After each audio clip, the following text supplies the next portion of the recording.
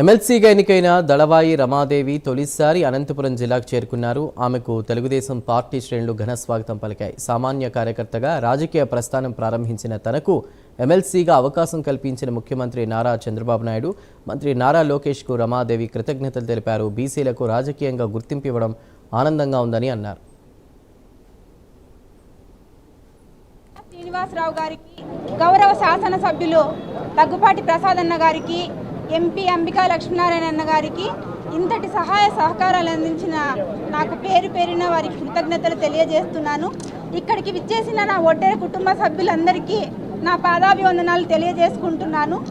ఈరోజు తెలుగుదేశం పార్టీ అట్టడుగున ఉన్న బీసీ వర్గానికి చెందిన ఒడ్డెర కుల ఆడబిడ్డకి ఇంతటి గొప్ప అవకాశాన్ని కల్పించినందుకు నారా చంద్రబాబు నాయుడు గారికి, నారా లోకేష్ అన్న గారికి, తెలుగుదేశం పార్టీకి నా తరపున ప్రత్యేక కృతజ్ఞతలు తెలియజేసుకుంటున్నాను. అనంతపురం ఆడబిడ్డ అయినటువంటి దళవాయి రమాదేవి గారికి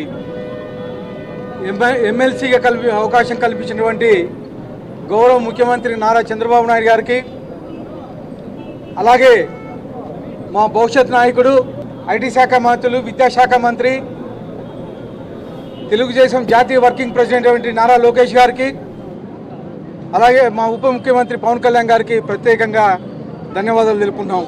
దేనికంటే ఒక సాధారణ ఆడబిడ్డ, కేవలం క్లస్టర్గా పనిచేసే ఆడబిడ్డకి, బడుగు బలహీన వర్గాల ఆడబిడ్డకి, బీసీలు అంటే తెలుగుదేశం అంటే బీసీలు, అలాంటి బీసీ క్యాస్ట్కి చెందిన వడ్డెర కులస్తులు క్యాస్ట్కి చెందిన అమ్మాయికి ఇంత అవకాశం కల్పించిన దానికి ప్రత్యేకంగా మా అనంతపురం అర్బన్ ప్రజల తరఫున